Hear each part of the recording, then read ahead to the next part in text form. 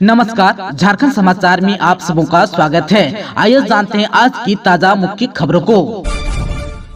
हेमंत सोरेन ने जो दिया जलाया है उसे बुझने नहीं देंगे, मुख्यमंत्री चंपई सोरेन ने कहा। मुख्यमंत्री चंपई सोरेन ने कहा कि हेमंत सोरेन ने जो दिया जलाया है उसे बुझने नहीं देंगे। विकास के जो कार्य उन्होंने शुरू किए हैं बस उसी को आगे बढ़ाना है। झारखंड के बुनियादी ढांचे को मजबूत करना है, सामाजिक व्यवस्था को बनाए रखना है। मुख्यमंत्री पद की शपथ लेने के बाद चंपई सोरेन ने पत्रकारों से बातचीत की। बचपन से लेकर झारखंड आंदोलन तक का जिक्र किया, झारखंडी सोच की बात भी कही। उन्होंने स्पष्ट कह दिया कुछ नया करने की जरूरत नहीं है, सारा खाका तैयार है। ईडी ने रिमांड पर लेकर हेमंत सोरेन से शुरू की पूछताछ। पीएमएलए स्पेशल कोर्ट के आदेश पर ईडी की टीम ने शनिवार को पूर्व सीएम हेमंत सोरेन से पूछताछ की।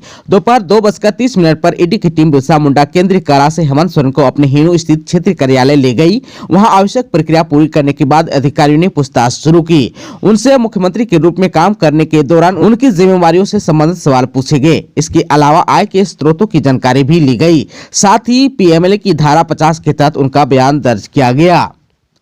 बयान दर्ज करने से पहले उन्हें इस बात की जानकारी दी गई कि पीएमएलए की धारा 50 के तहत दर्ज कराए गए बयान को न्यायिक प्रतिक्रिया के दौरान इस्तेमाल किया जा सकता है।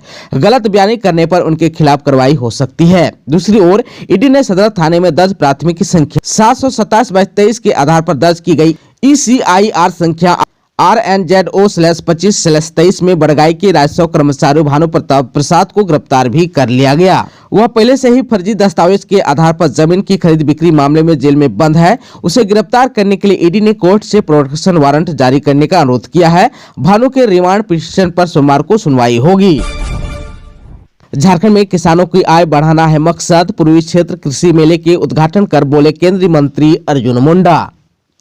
भारतीय कृषि अनुसंधान परिषद के अंतर्गत राष्ट्रीय कृषि उच्चतर प्रसंस्करण संस्थान यानी कि रांची के तत्वावधान में कृषि विज्ञान केंद्र यानी कि तोरपा खुट्टी में आयोजित पूर्वी क्षेत्र कृषि मेले का उद्घाटन शनिवार को केंद्रीय कृषि एवं किसान कल्याण व जनजातीय कार्य मंत्री अर्जुन मुंडा ने किया। उन्होंने कृषि विज्ञान केंद्र के प्रशासनिक भवन का भी उद्घाटन किया। मेले में लगे स्टॉल का उद्घाटन किया। किसानों को संबोधित करते हुए उन्होंने कहा कि यह मेला देश के पूर्वी क्षेत्र के किसानों के लिए काफी लाभदायक होगा। इसकी सार्थकता खेतों में नजर आएगी। केंद्र सरकार की कोशिश है कि हर राज्य खेती में आत्मनिर्भर बने तथा किसानों की आय बढ़े। किसानों को परंपरागत खेती के साथ तकनीकी से जोड़ने के लिए मेले का आयोजन किया गया है। गुणवत्ता और पोषण युक्त उत्पादन बढ़ाने के लिए प्रबंधन और गवर्नेंस के माध्यम से कोशिश की जा रही है। केंद्र सरकार राज्यों के माध्यम से कृषि और किसानों के विकास के लिए अनेक योजनाएं चला रही है। रांची में 4 फरवरी को आदिवासी एकता महारैली, बंधु तिर्की बोले आदिवासी मुद्दों की नहीं की जा सकती है अनदेखी। पूर्व मंत्री और प्रदेश कांग्रेस कमेटी के कार्यकारी अध्यक्ष बंधु तिर्की ने कहा कि झारखंड में आदिवासियों के मुद्दे की अनदेखी करना तो सत्ता चल सकती है, न ही सरकार और न ही राजनीतिक। इसके साथ साथ उन्होंने कहा कि उन्हें बांटने वाले किसी भी राजनीतिक दल और संगठन को मुंहतोड़ जवाब दिया जाएगा। बंधु तिर्की ने कहा कि सरना कोड 5वीं अनुसूची आदि के साथ ही केंद्र सरकार द्वारा संसद में प्रस्तुत वित्त वर्ष 2024-25 के बजट में आदिवासियों की उपयोजना राशि यानी कि ट्राइबल सब प्लान में कटौती किया जाना आदिवासियों के हित के साथ खिलवाड़ है और इसे किसी भी हाल में बर्दाश्त नहीं किया जाएगा। राजधानी रांची के मोरहाबादी मैदान में आज यानी कि 4 फरवरी को आयोजित आदिवासी एकता महारैली की तैयारी को लेकर वे शनिवार को प्रेस कॉन्फ्रेंस को संबोधित कर रहे थे। लाल कृष्ण आडवाणी को भारत रत्न सम्मान देने का ऐलान, पीएम मोदी ने ट्वीट कर दी जानकारी। भारतीय जनता पार्टी के वरिष्ठ नेता और पूर्व उप प्रधानमंत्री लाल कृष्ण आडवाणी को देश के सर्वोच्च नागरिक सम्मान भारत रत्न से सम्मानित करने का ऐलान किया गया है। प्रधानमंत्री नरेंद्र मोदी ने खुद सोशल मीडिया साइट एक्स पर इसका ऐलान किया है। उन्होंने लिखा कि मुझे यह बताते हुए बहुत खुशी हो रही है कि लाल कृष्ण आडवाणी जी को भारत रत्न से सम्मानित किया जाएगा। मैंने भी उनसे बात की और इस सम्मान से सम्मानित होने पर उन्हें बधाई भी दी। हमारे समय के सबसे सम्मानित नेताओं में से एक रहे आडवाणी जी का भारत के विकास में उनका योगदान अविस्मरणीय है। उनका सफर जमीनी स्तर पर काम करने से शुरू होकर उप प्रधानमंत्री के रूप में देश की सेवा करने तक का रहा है। उन्होंने गृह मंत्री और सूचना एवं प्रसारण मंत्री के रूप में भी अपनी पहचान बनाई। उनकी संसदीय यात्रा अनुकरणीय और समृद्ध नजरिए से भरी रही है। झारखंड में ईडी की गिरफ्तारी को चुनौती देने वाले हेमंत सोरेन की याचिका पर हाईकोर्ट में 5 फरवरी को होगी सुनवाई। अपनी गिरफ्तारी को चुनौती देने वाली झारखंड के पूर्व सीएम हेमंत सोरेन की याचिका पर हाईकोर्ट में 5 फरवरी को सुनवाई होगी। अदालत में 5 फरवरी को सुनवाई के लिए मामला सूचीबद्ध किया गया है। आप सबको बता दें कि झारखंड हाईकोर्ट ने ईडी द्वारा अपनी गिरफ्तारी को चुनौती देने वाली झारखंड के पूर्व सीएम हेमंत सोरेन की याचिका पर सुनवाई के लिए 5 फरवरी निर्धारित की है। आप सबको बता दो कि 31 जनवरी को जमीन घोटाले से जुड़े मनी लॉन्ड्रिंग केस में ईडी ने लंबी पूछताछ के बाद हेमंत सोरेन को गिरफ्तार कर लिया था। अभी वे ईडी की गिरफ्त में है। ईडी की टीम ने उन्हें पूछताछ के लिए 5 दिनों की रिमांड पर लिया है। विश्वास मत के दौरान हेमंत सोरेन दे सकेंगे वोट, कोर्ट ने दी है अनुमति।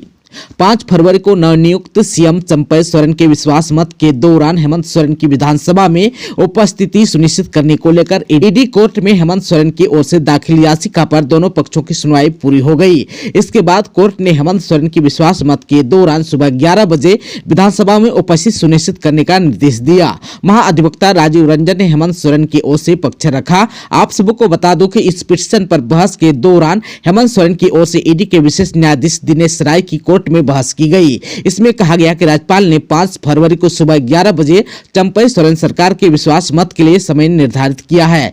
हेमंत सोरेन अभी ईडी के न्यायिक हिरासत में है, इसलिए उन्हें विधानसभा सत्र में विश्वास मत के दौरान उपस्थित रहने की अनुमति दी जाए। बता दें कि अभी हेमंत सोरेन 5 दिनों के ईडी के रिमांड पर हैं। कोर्ट ने यह भी आदेश दिया कि विश्वास मत में वोटिंग के पहले और बाद में हेमंत सोरेन मीडिया से रूबरू नहीं होंगे। वहीं हेमंत सोरेन द्वारा विश्वास मत में वोट देने के तुरंत बाद ही ईडी उन्हें अपने कस्टडी में ले लेगी और वापस ले जाएगी। रिमांड के दौरान रात में हेमंत सोरेन को होटवास जेल में रखने की नहीं मिली अनुमति। ईडी कोर्ट ने हेमंत सोरेन के आग्रह को ठुकराया। 5 दिन की रिमांड की अवधि में पूर्व सीएम हेमंत सोरेन से दिन में पूछताछ के बाद रात में बिरसा मुंडा जेल होटवार में रखने के लिए आग्रह को ईडी कोर्ट ने नहीं माना। रिमांड की अवधि में हेमंत सोरेन की पूरी कस्टडी ईडी की रहेगी। कोर्ट में हेमंत सोरेन के महाअधिवक्ता राजीव रंजन की ओर से सुरक्षा के दृष्टिकोण से हेमंत सोरेन से दिन में पूछताछ के बाद रात में बिरसा मुंडा जेल होटवार में रखने की अनुमति मांगी गई थी, जिसे कोर्ट ने स्वीकार नहीं किया। कोर्ट ने हेमंत सोरेन के अधिवक्ता, संबंधी एवं पत्नी को रिमांड अवधि में आधे घंटे मिलने की अनुमति दी है। राहुल गांधी ने की देवघर में बाबा वैद्यनाथ की पूजा अर्चना, लोगों ने लगाए मोदी मोदी के नारे। भारत जोड़ो यात्रा के तहत कांग्रेस सांसद राहुल गांधी झारखंड पहुंचे। राहुल गांधी की यात्रा 2 फरवरी को पाकुड़ से शुरू हुई। 3 फरवरी को वे बाबा धाम देवघर के बाबा वैद्यनाथ धाम मंदिर पहुंचे। कांग्रेस सांसद ने पूरे विधि विधान से बाबा वैद्यनाथ की पूजा अर्चना की। इस दौरान राहुल गांधी गुलाबी रंग के धोती गमछा में नजर आए। आप सबको बता दो कि राहुल गांधी पहली बार देवघर के बाबा वैद्यनाथ मंदिर पहुंचे। राहुल के आगमन पर उनके स्वागत में बाबा मंदिर वीआईपी गेट से लेकर मंदिर प्रशासनिक भवन एवं मंदिर को फूलों से सजाया गया। इसके लिए बड़े वाहनों में भारी मात्रा में फूल लाए गए थे। राहुल गांधी ने बाबा वैद्यनाथ मंदिर में करीब 30 मिनट तक पूजा अर्चना की। बाबा मंदिर प्रभारी सह एसडीएम दीपांकर चौधरी ने बताया कि इस दौरान राहुल गांधी की सुरक्षा का पूरा ख्याल रखा गया था। बाबा मंदिर में राहुल गांधी के कार्यक्रम को देखते हुए 1 बजे से बाबा मंदिर में आम भक्तों की एंट्री पर रोक लगा दी गई थी। वहीं मंदिर में पांडा पुरोहितों ने अपने अपने तय मंदिर में बैठकर राहुल गांधी का अभिवादन किया। उनके मंदिर से लौटने के बाद फिर आम भक्तों की एंट्री प्रारंभ कर दी गई। आप सबको बता दें कि बाबा मंदिर में राहुल गांधी की थोड़ी परेशानी भी झेलनी पड़ी। दरअसल मंदिर में प्रवेश करते ही राहुल गांधी के चारों ओर भीड़ इकट्ठा हो गए। इस दौरान भीड़ मोदी मोदी के नारे लगा रहे थे। भारत जोड़ो न्याय यात्रा को लेकर झारखंड में राहुल गांधी काफिला रोककर स्कूली बच्चों से मिले, किया गया भव्य स्वागत। कांग्रेस नेता राहुल गांधी शनिवार की सुबह रामपुर में बने पंडाल से अपनी भारत जोड़ो न्याय यात्रा पर सुबह 8 बजे रवाना हुए। इस दौरान बड़ी संख्या में कांग्रेस नेता मौजूद थे। प्रदेश और जिला के कांग्रेस नेताओं के साथ सुबह राहुल गांधी ने मुलाकात की, जिसमें झारखंड प्रभारी गुलाम अहमद मीर, मंत्री आलमगीर आलम, प्रदेश अध्यक्ष राजेश ठाकुर, प्रदेश महासचिव तनवीर आलम, प्रदेश सोशल मीडिया अध्यक्ष गजेंद्र सिंह, भारत जोड़ो न्याय यात्रा के कोऑर्डिनेटर नलिन मिश्रा सहित अन्य प्रमुख नेता शामिल थे। उनके साथ बैठक करने के बाद राहुल गांधी गोड्डा के लिए रवाना हो गए। लिट्टीपाड़ा के रामपुर मैदान से गोड्डा के लिए रवाना हुए राहुल गांधी ने डहरलंगी स्कूल में बच्चों को देखकर अपना काफिला रोका। उन्होंने गाड़ी से उतरकर निर्माण हृदय स्कूल डहरलंगी के बच्चों से मुलाकात भी की। उन्होंने अपनी गाड़ी से उतरकर बच्चों से हाथ मिलाया। इस दौरान स्कूली बच्चों ने उन्हें फूलमाला पहनाकर उनका स्वागत किया। राहुल गांधी ने हाथ जोड़कर उनका अभिवादन किया और अपने काफिले के साथ धर्मपुर शिमलोंग के रास्ते रवाना हो गए। स्कूल में राहुल गांधी के आने से स्कूली बच्चों में काफी उत्साह देखा गया। इस दौरान ग्रामीणों की भी काफी भीड़ मौजूद रही। राहुल गांधी की न्याय यात्रा पहुंची धनबाद, हुआ जोरदार स्वागत। राहुल गांधी की न्याय यात्रा देवघर से जामताड़ा के विभिन्न क्षेत्रों से होते हुए शनिवार की शाम को धनबाद पहुंची। धनबाद जामताड़ा की सीमा करमदाहा पुल पर कांग्रेसी कार्यकर्ताओं के द्वारा राहुल गांधी का जोरदार स्वागत किया गया। इसके बाद राहुल गांधी का काफिला जो है पूर्वी टुंड के हलकट्टा मैदान पहुंचा, जहां राहुल गांधी के साथ कई कांग्रेसी नेता रात्रि विश्राम किया। न्याय यात्रा जो है आज रविवार की सुबह 8 बजे से शुरू होगी। इस दौरान कई जगहों पर न्याय यात्रा का स्वागत किया जाएगा। श्रमिक चौक से बैंक मोड़ तक वह पद यात्रा करेंगे। बैंक मोड़ में राहुल गांधी सभा को संबोधित करेंगे, जिसके बाद उनका काफिला बोकारो प्रवेश करेगा। इस दौरान केंद्र और राज्य सरकार के बड़े नेताओं के अलावा प्रदेश प्रभारी, प्रदेश कार्यकारी अध्यक्ष जलेश्वर महतो, जिला अध्यक्ष संतोष सिंह, जिला कार्यकारी अध्यक्ष रशीद रजा अंसारी, पूर्व सांसद ददई दुबे, पूर्व मंत्री मानन मालिक, प्रदेश उपाध्यक्ष ब्रिजेंद्र प्रसाद सिंह सहित कई बड़े नेता मौजूद होंगे। गिरिडीह के जमुआ में कोयले की अवैध तस्करी के आरोप में 3 हुआ गिरफ्तार, 2 गाड़ी भी हुआ जब्त। गिरिडीह जिले के जमुआ थाना पुलिस ने गुप्त सूचना के आधार पर शनिवार को अवैध कोयला लोड 2 पिकअप वैन को जब्त किया है। वहीं 3 तस्कर को गिरफ्तार करने में सफलता पाई है। गिरफ्तार तस्करों में प्रमोद यादव, दामोदर विश्वकर्मा और राजू सोरेन शामिल है।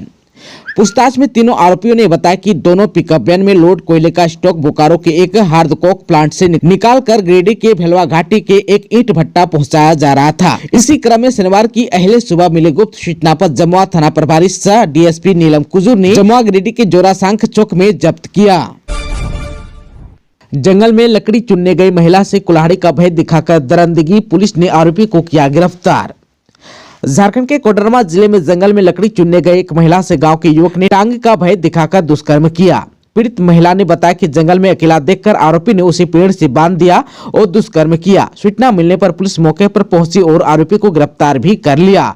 थाना प्रभारी पंचम तिगा ने बताया कि पूरे मामले की जाँच चल रही है। आप सबको बता दूं कि शुक्रवार दोपहर करीब 2:30 पर आरोपी ने महिला के साथ जंगल में उस समय दुष्कर्म किया जब वह लकड़ी चुनने गई थी। घटना के बाद आक्रोशित बिरोहर परिवार के लोगों ने रात भर आरोपी को बांध कर रखा और उसकी पिटाई भी की। शनिवार सुबह आरोपी को डमचांच पुलिस के हवाले कर दिया गया। वहीं पीड़ित महिला को पुलिस ने मेडिकल जाँच के लिए सदर अस्पताल कोडरमा भेजा। शनिवार शाम को पीड़ित महिला ने घटना को लेकर थाने में लिखित आवेदन दिया। आप सबको बता दूं कि आरोपी पीड़ित महिला का रिश्ते में देवर बताया जा रहा है। रांची के मांडर में युवती की हत्या कर शव को जलाने का पुलिस जांच में जुटी। रांची जिले के मांडर थाना क्षेत्र स्थित हतमा जंगल के पास शनिवार को एक युवती का अधजला शव पुलिस ने बरामद किया। काले रंग की जींस और जैकेट और ब्लू रंग का जूता पहने युवती के शव की पहचान नहीं हो पाई है। पुलिस के अनुसार शव के चेहरे पर चोट के निशान है, साथ ही उसका चेहरा और शरीर का अगला हिस्सा जला हुआ है। पुलिस को आशंका है कि मारपीट कर युवती की हत्या करने के बाद साक्ष्य मिटाने के लिए शव पर पेट्रोल छिड़क कर आग लगा दी गई है।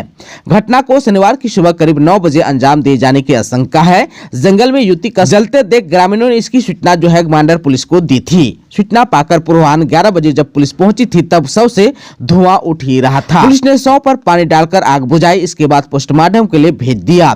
युवती काले रंग का जैकेट पहने हुई थी जो पूरी तरह जल चुका था। उसके बाएं हाथ में मोली धागा बंधा हुआ था। पुलिस ने घटना स्थल से पिस्का मोड़ स्थित रंगोली स्वीट का केक का डिब्बा, केक का कुछ हिस्सा, डिस्पोजल ग्लास, माचिस और पेट्रोल निकालने में प्रयोग की गई प्लास्टिक की पतली पाइप बरामद किया है। दोस्तों, अभी तक आपने चैनल को सब्सक्राइब नहीं किया है तो प्लीज चैनल को सब्सक्राइब कर बेल आइकन को प्रेस कर दीजिएगा ताकि खबरों का अपडेट आपको मिलता रहेगा। इसके साथ ही आज के खबरों में बस इतना ही। हमें दीजिए इजाजत। नमस्कार।